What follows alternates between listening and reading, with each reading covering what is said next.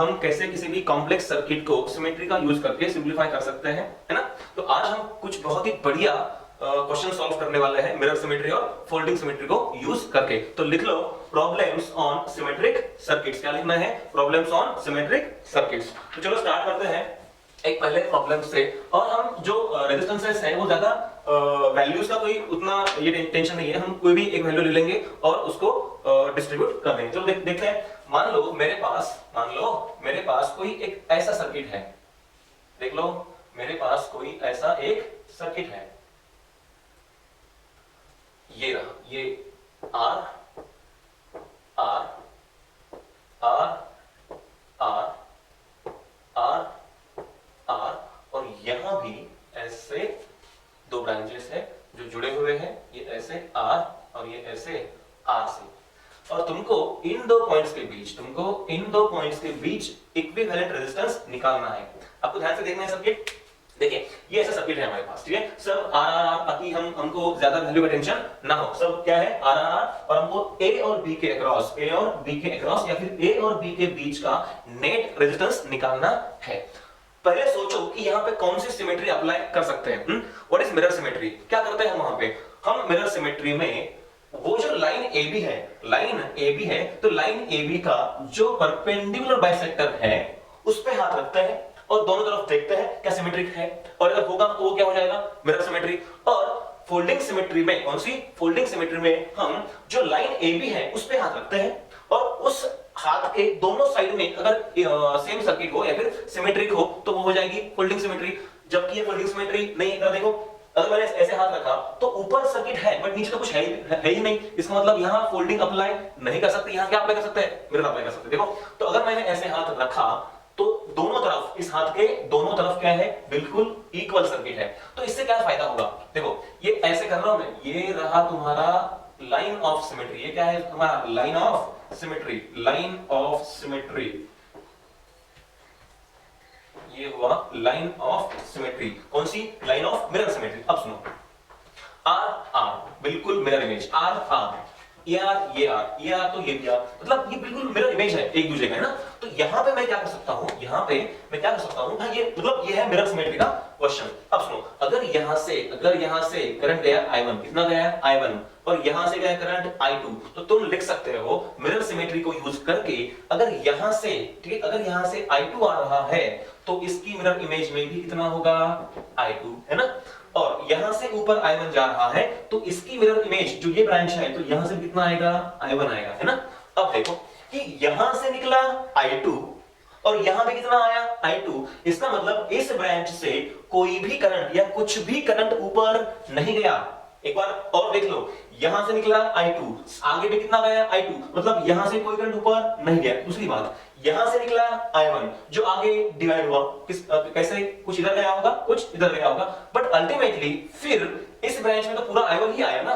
तो इसका मतलब है यहां से इधर भी कुछ नहीं गया। इसका मतलब है कि भैया ये जो जंक्शन है, इस जंक्शन का कोई मतलब नहीं है। मतलब इस जंक्शन को हम ऐसे यहां से निकाल फेंक सकते हैं, और हमने उसको ऐसे निकाल दिया। अब सुनो, अब हमारा प्रॉब्लम क्या हो जाएगा? सिंपलीफाई हो जाएगा। अब देखो इस जंक्शन का कोई मतलब नहीं है। ऐसा क्यों है मैंने आपको बताया। अब देखो ये आर आर सीरीज 2R, फिर ये 2R और ये 2R पैरेलल, तो 2R पैरेलल क्या हो जाएगा? R। एक बार और देखते हैं, सुनो, ये आर आर सीरीज 2R, फिर ये 2R और ये 2R पैरेलल, तो मिलके बना R।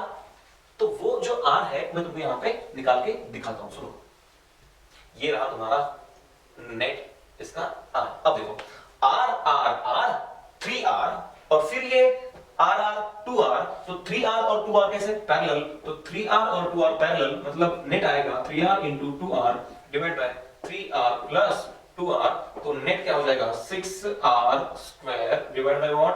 5R, मतलब 6R डिवाइड बाय 5। अरे समझ में आया क्या तुमको? हाँ, तो मिरर सिमेट्री से हमने ये सवाल कर लिया है, ठीक है। तो हमको पहले ये डिसाइड करना है कि हम किस तरह की सिमेट्री अप्लाई कर सकते हैं और फिर उस तरह से इसको सॉल्व करना है। चलो आगे और देखते हैं हम कुछ ऐसे सवाल अच्छे वाले। देखिए मेरे पास एक ऐसा सर्किट है, ये देखिए, ये रहा,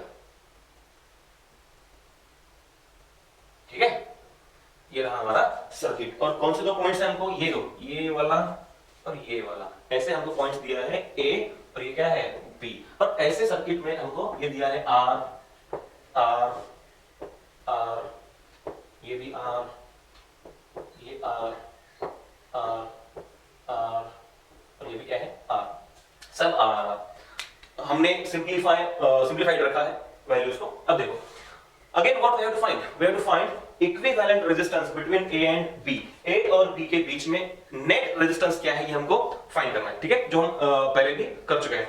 अब देखिए यहाँ पे कौन सी सिमेट्री अप्लाई कर सकते हैं। देखो अगर मैं हाथ ऐसे रखता हूं, अगर मैं हाथ को ऐसे रखता हूं तो देखो R R R R R R, मतलब ये यहां मिरर सिमेट्री अप्लाई कर सकते हैं। दूसरी बात, अगर मैं हाथ को ऐसे रखता हूं, कैसे, along the line A B, तो ऊपर देखो आर आर आर आर और ये भी आर आर, मतलब यहां पे दोनों सिमेट्री लगा सकते हैं। पहले कौन सा करते हैं, चलो पहले करते हैं मिरर सिमेट्री। क्या करते हैं पहले, मिरर सिमेट्री। देखो पहले मिरर सिमेट्री अगर करना है तो कैसे कर सकते हैं, चलो अगर मिरर सिमेट्री लगाना है तो हमारा लाइन ऑफ सिमेट्री कौन सा होगा, along the perpendicular bisector of AB। कैसे होगा, along the perpendicular bisector of AB। तो ये रहा तुम्हारा AB और ये रहा उसका बाइसेक्टर, तो ये है तुम्हारा लाइन ऑफ सिमेट्री। अरे है कि नहीं, ये क्या है तुम्हारा लाइन ऑफ सिमेट्री। और लाइन ऑफ सिमेट्री के दो साइड में अगर सर्किट बिल्कुल सिमेट्रिक हो, अगर बिल्कुल सर्किट सिमेट्रिक हो तो मैं लिख सकता हूं कि अगर इधर गया I1 तो भैया इधर भी कितना आया होगा I1, बिल्कुल मिरर इमेज है इसका।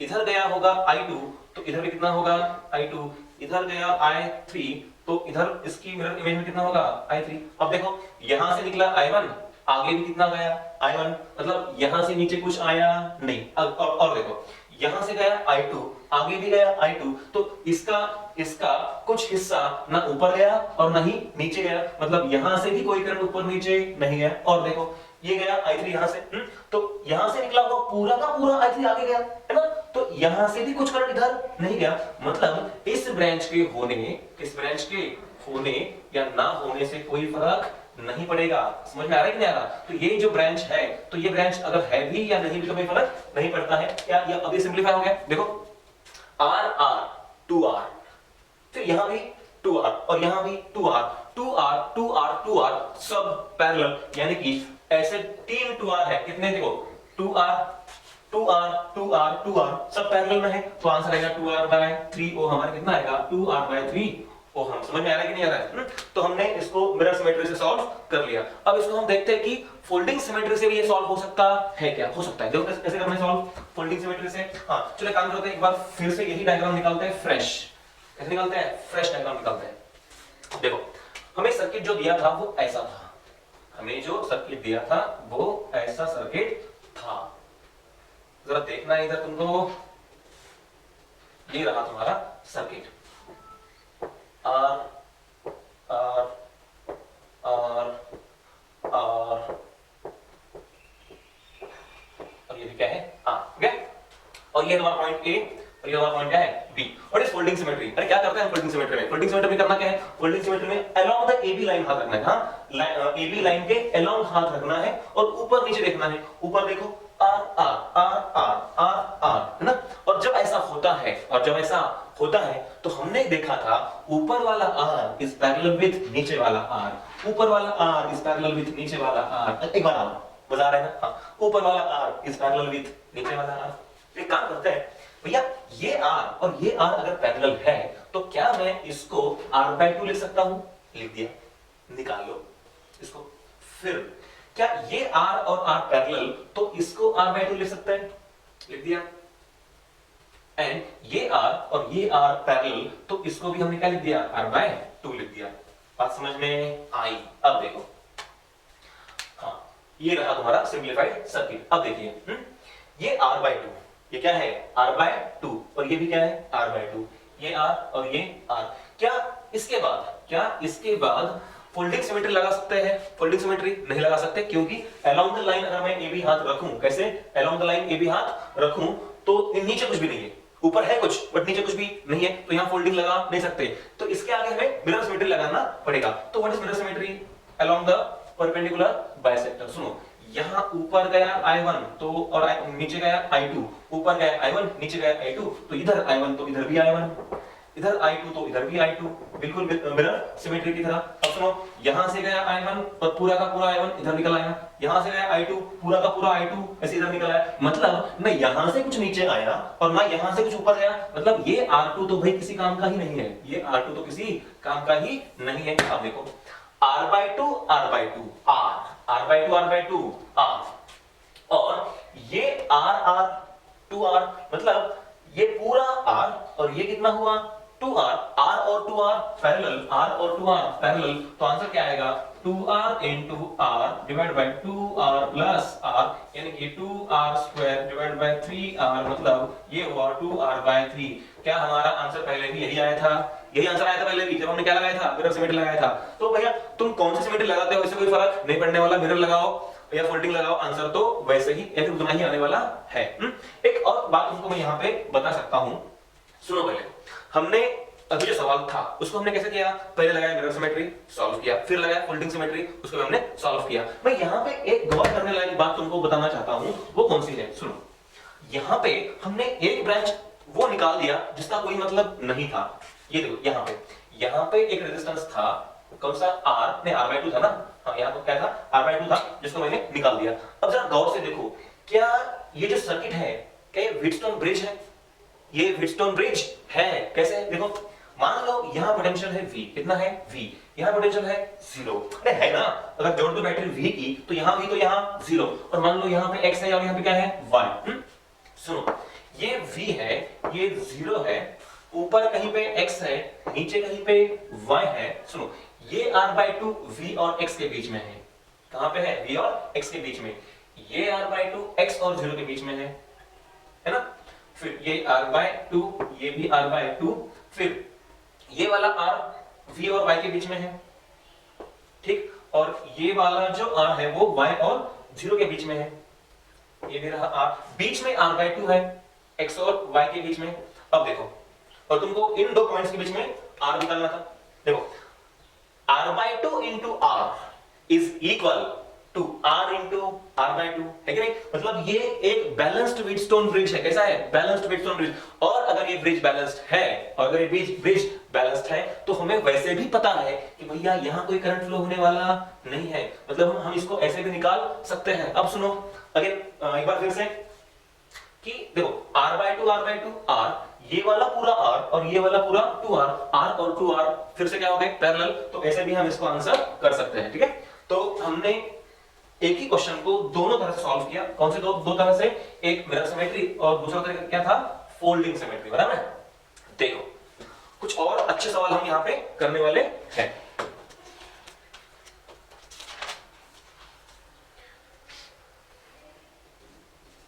ये देखिए, नेक्स्ट जो सर्किट है हमारे पास वो ऐसा है। हमारे पास अगला जो सर्किट है वो इस तरह का है। आपको ध्यान से देखना है और ड्रॉ भी करना है साथ साथ, और हमको ड्रॉ भी करना है साथ साथ।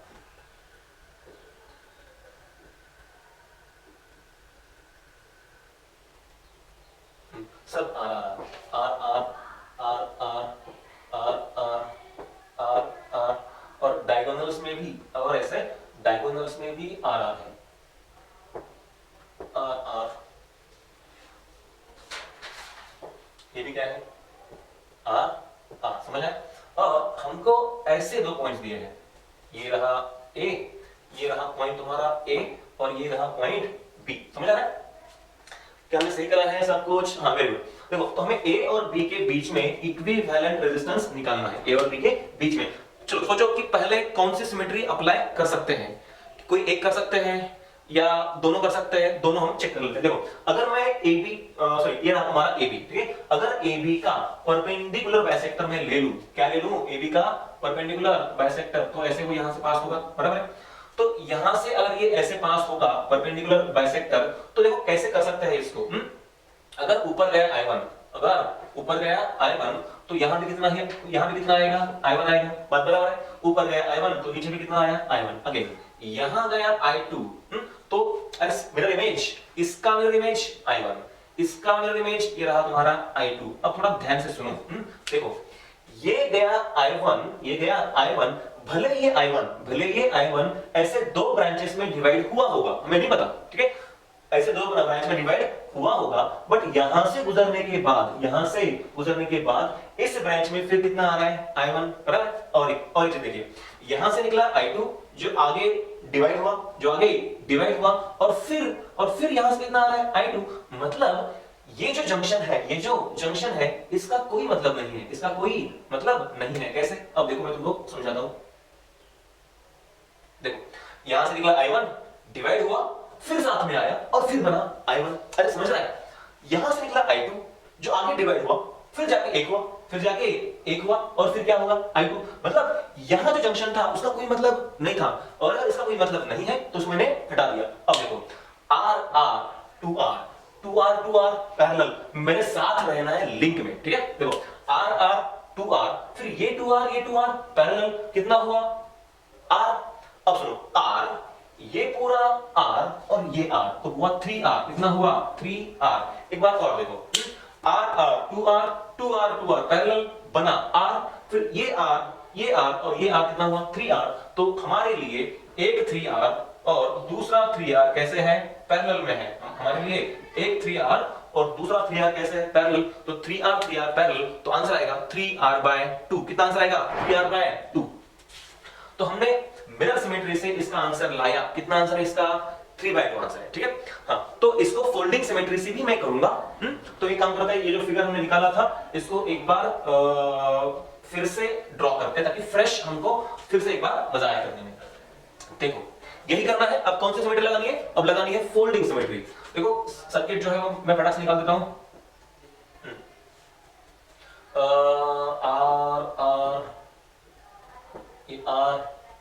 आर सब आ रहा, ये तुम्हारे डायगोनल्स, ठीक है। आर आर आर और ये भी आर। देखो मैंने सब कर लिया। R R R R R R R R R R R R, alright. और ये रहा तुम्हारा लाइन जॉइनिंग ए और बी। अब सुनो, What we have to find, हमें A और B के बीच में नेट रेजिस्टेंस निकालना है। हमने एक बार इसको कर लिया, कैसे? मिरर सिमेट्री से कर लिया है। अब कैसे करना है हमको? फोल्डिंग से करना है। देखो फोल्डिंग से कैसे करना है? फोल्डिंग करते वक्त हम क्या करते थे? हम अलोंग द लाइन हाथ रखते थे। अलोंग द लाइन, कौन सी लाइन? अलोंग लाइन AB रख दिया। तो अलोंग लाइन AB अगर मैंने हाथ रख दिया, तो देखो क्या होता है। जो ऊपर वाला सर्किट है वो बिल्कुल सिमेट्रिक है नीचे वाले सर्किट से, है ना। तो क्या कर सकते हैं, और हमने देखा था कि ऊपर वाला सर्किट नीचे वाले से बिल्कुल सिमेट्रिक हो अकॉर्डिंग टू फोल्डिंग सिमेट्री, तो ऊपर वाला रेजिस्टेंस इज पैरेलल विद नीचे वाला रेजिस्टेंस, मतलब ऊपर वाला हर रेजिस्टेंस इज पैरेलल विद नीचे वाला हर रेजिस्टेंस। देखो तो ये R इसको पैरेलल, तो इसको बना दो R/2। अगेन ये R, ठीक है, ये R इसको पैरेलल, तो ये भी हो जाएगा R/2। ये R इसको पैरेलल, तो ये भी हो जाएगा R/2। एक, ये दो, जब बोले ना ठीक से लिखते हैं, कोई कंफ्यूजन नहीं। देखिए शुरुआत से करते हैं। देखिए सब क्या था? आर, ठीक है ना। ऑलराइट, देखो ये इसके पैरेलल, तो ये हुआ R/2, इसको निकाल दो, ठीक। फिर ये इसके पैरेलल, तो इसको लिखो R/2, निकाल दो। फिर ये इसके पैरेलल, इसको भी लिखो R/2, इसको भी निकाल दो। फिर ये इसके पैरेलल R/2, निकाल दो। फिर ये इसके पैरेलल R/2, एंड फाइनली ये इसके पैरेलल, ये कितना हो गया R/2, इसको भी निकाल दो। अब करना क्या है? अब जो नीचे वाला सर्किट था ना उसको निकाल ही देना है, उसको कंप्लीटली निकाल दो। निकाल दिया।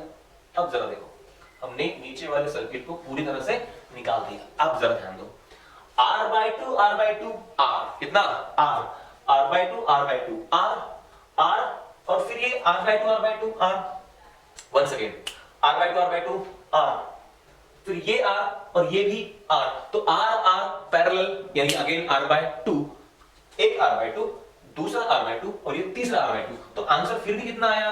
3R/2। कितना आया? 3R/2। हमने पहले किया था तब भी आंसर यही आया था। कितना आया था? 3R/2। तो हमने इस सवाल को दोनों तरीके से कर लिया है। कौन सा? Mirror symmetry as well as folding symmetry, बराबर है। चलो छोड़ो इसको, अब आगे बढ़ते हैं।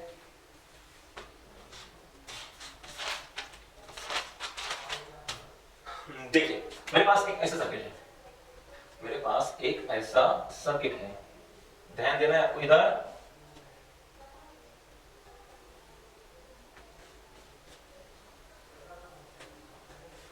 सॉरी देखो ये है हमारा सर्किट,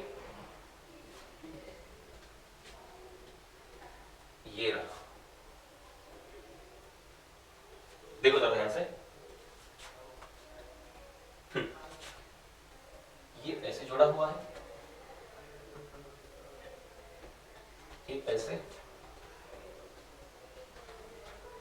और ये ऐसे जुड़ा हुआ है, सब आ रहा आर आर आर आर,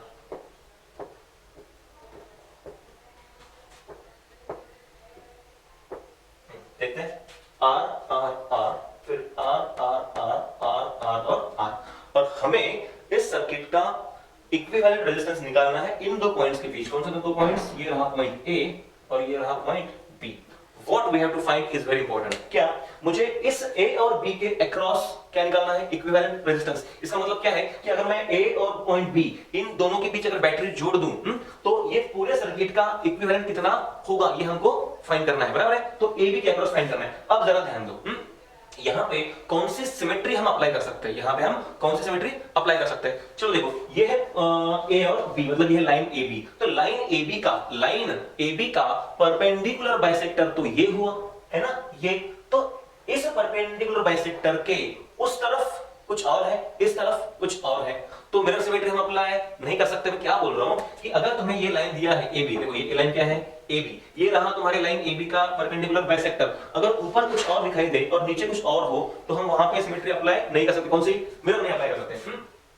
तो मिरर सिमेट्री तो लगा नहीं सकते, तो क्या लगा सकते हैं? Folding symmetry. कैसे करना है फोल्डिंग सिमेट्री? देखो तो फोल्डिंग सिमेट्री में हम क्या करते हैं, तो जो लाइन ए बी है, जो लाइन ए बी है उसके अलोंग हम ऐसे उसको डिवाइड करते हैं। तो ये रहा लाइन ए बी, ऐसे हाथ रखा या ऐसे लाइन ड्रॉ करी, तो इधर वाला हिस्सा और उधर वाला हिस्सा बन गया सिमेट्रिक। कैसे बन गया? सिमेट्रिक। बट प्रॉब्लम ये है कि सर क्या प्रॉब्लम क्या है सर, ये आर और ये वाला आर इसका क्या होगा? अगर तुमने फोल्डिंग सिमेट्री लगाया तो क्या इधर वाला सर्किट इधर वाले से बिल्कुल सिमेट्रिक है, हमने तो मान लिया। बट सर क्या हो जाएगा कि ये आर और ये आर ये तो हवा में लटक जाएंगे, है ना, इनका क्या होगा?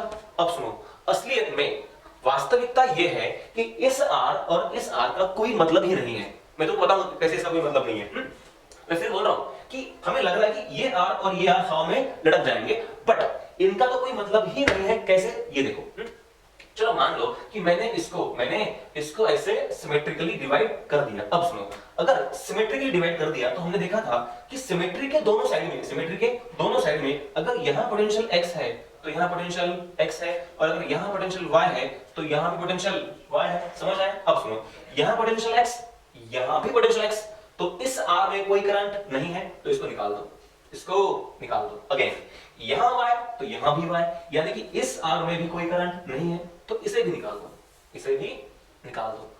अब बन गया हमारा सर्किट सिंपल। ठीक है, अब देखो AB के अक्रॉस निकालना ना, AB के अक्रॉस अब काउंट करो। R ये R कंटीन्यूअसली, ये R और फिर ये R, ये तो सीरीज है। क्या ये सीरीज? देखो R, ये आगे R और फिर ये R, ये सब क्या है? सीरीज। अरे भाई ये पैरेलल लग रहा है, इसका मतलब ये नहीं ये पैरेलल है, सीरीज है। R R R, 3 R है, फिर 3R, अगेन R R और ये R भी कैसा है? मतलब ये भी कैसा है? सीरीज। मैं तो फिर बोल रहा हूं कि ये और ये पैरेलल दिखाई दे रहा है, तो ये पैरेलल है। अरे नहीं, ये सीरीज है। देखो R R और ये R, 3R। अब सुनो, यहां का पूरा 3R, यहां का पूरा 3R, सुन लो, यहां का पूरा 3R, सिमिलरली यहां का पूरा भी 3R, क्या है ये? 3R, ये पॉइंट A, ये पॉइंट B, और ये कितना? 3R। देखो 3R, R और 3R ये कैसे है? पैरेलल। तो कैसे करना है इसको? 1/3R plus 1/R plus 1/3R, और ये हुआ इसका R इक्विवेलेंट। सॉल्व कैसे करना है? 3R आया तुम्हारा एलसीएम, तो यहाँ पे 1, यहाँ पे 3, हाँ 1 3, और यहाँ पे कितना फिर से 1, ये R 1/R इक्विवेलेंट, तो आंसर क्या आएगा तुम्हारा? तुम्हारा आंसर आएगा R equivalent is equal to what? 3R by 1 1 और 3, ये बन गया 5। तो R इक्विवेलेंट है 3R बाय 5। कितना आंसर आया हमारा? 3R bye 5। ठीक है, तो इसलिए बहुत ही डिफिकल्ट क्वेश्चन था, बट हमने इसको बहुत ही आसानी से सॉल्व कर लिया। बात समझ में आई? अब देखो कोई अच्छे स्तर का प्रॉब्लम करते हैं, अच्छे स्तर का।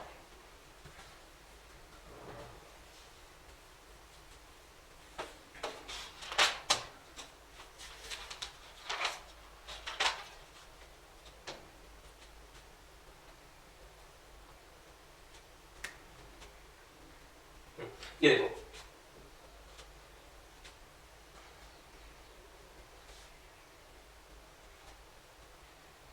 ठीक है, R R R R R are,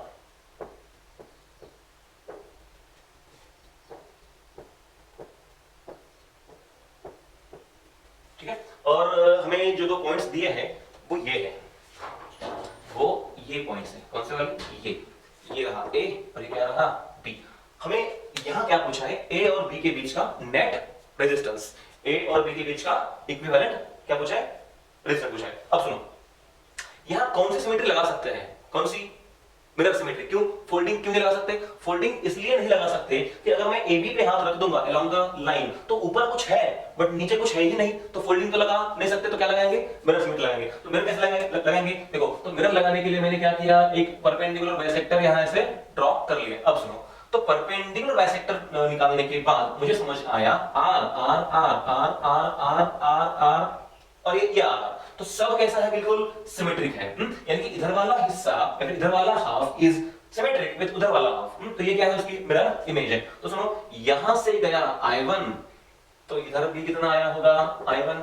यहां गया I2, तो इधर भी कितना आया होगा? I2। और यहां गया I3, तो इधर भी कितना आया होगा? I3। बिल्कुल परफेक्ट मिरर इमेज। अब सुनिए, यहां से जा रहा है I2, क्या जा रहा है? यहां से जा रहा है I2, और वही I2 इस ब्रांच से ऐसे वापस आ रहा है ना?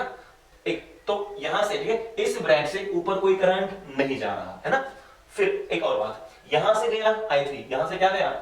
हाँ, अब देखो सिमेट्री तो समझ में आई, सिमेट्री समझ में आई।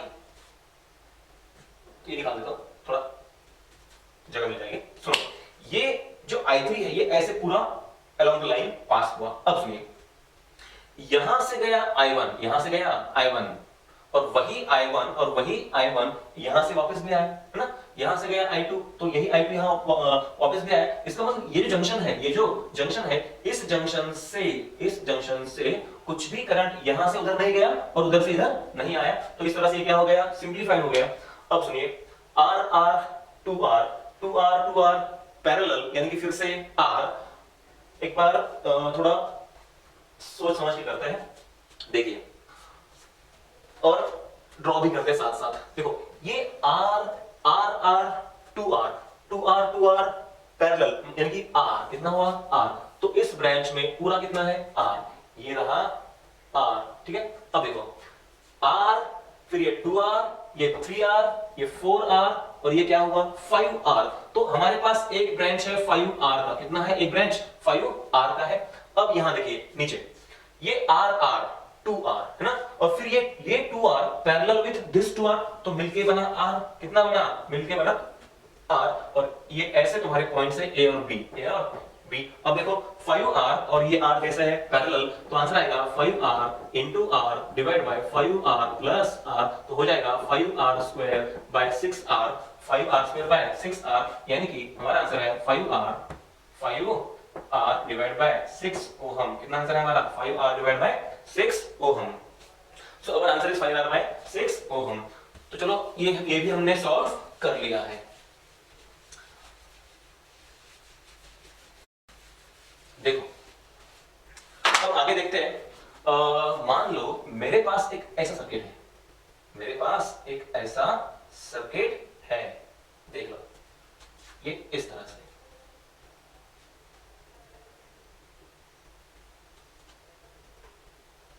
मेरे पास एक इस तरह का सर्किट है,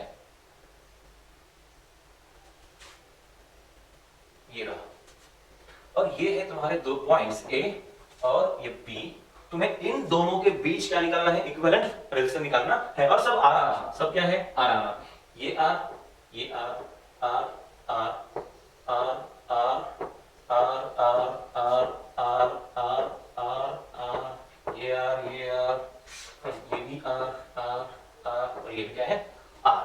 ठीक, हाँ, सब आर, सब वैल्यूज क्या है, आर आर आर। अब देखो हमें ए और बी के बीच में क्या निकालना है, इक्विवेलेंट रेजिस्टेंस निकालना है। अब मैं यहाँ पे उसका साइन नहीं निकाल रहा हूँ, बट सब क्या है, आर आर। अब देखिए यहाँ पे तो वैसे मैं मिरर सिमेट्री लगा सकता हूँ।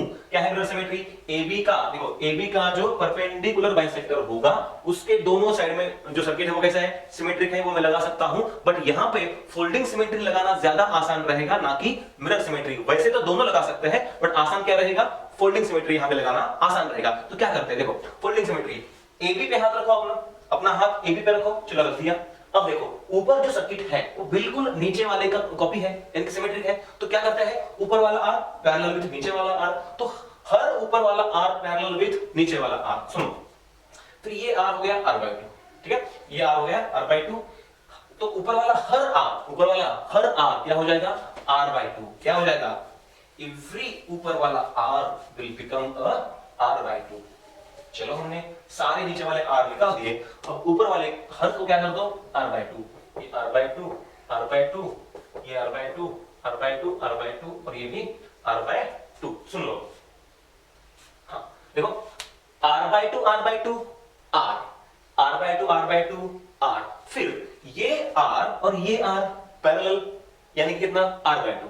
तो देखो एक बार करते हैं, देखो ये तो R/2 वैसे है, ये तो R/2 वैसे ही है, देखो ये R/2 लिख दिया, ये R/2। अब इसके आगे सुनो, R/2, R/2, R सीरीज में है, इसलिए R/2, R/2, R, R/2, R/2, ये भी R, फिर ये R, ये R पैरेलल, यानी कितना हुआ, R/2। तो कितना हुआ, R/2। अब यहां देखते हैं, R/2, R/2, R, R/2, R/2, R, R, R parallel, यानी फिर से कितना हुआ, R/2। और ये लास्ट वाला जो हमारा R/2 लिखना रहा था वो है R/2, और ये लास्ट वाला R/2। समझ में आ रहा है, देखो फिर ये पॉइंट A, ये पॉइंट B, 1 2 3 4, 4 R/2, कितना, 4R/2, यानी आंसर आएगा 2R। कितना आंसर आएगा, 2R। सो ये इतना कॉम्प्लेक्स दिखाई देने वाला सर्किट भी हमने सिंपलीफाइड तरीके से सिमेट्री का यूज करके सॉल्व कर लिया है। तो ऐसे हमको मिरर सिमेट्री और फोल्डिंग सिमेट्री मदद करेगी बहुत से डिफिकल्ट क्वेश्चंस को सॉल्व करने में, है ना। तो अगले लेक्चर में हम इसी सिमेट्री के 2-3 और अच्छे सवाल पढ़ेंगे, जिसमें आएगा ट्रायंगुलर पिरामिड, फिर आएगा स्क्वायर पिरामिड, और फिर आएगा क्यूब। क्या आएगा, क्यूब, जहां पे हमको किसी भी दो पॉइंट के बीच में इक्विवेलेंट रेजिस्टेंस निकालने को कहा जाएगा। ठीक, आज के लिए इतना काफी है। अगले लेक्चर में हम कुछ और अच्छे सवाल करेंगे।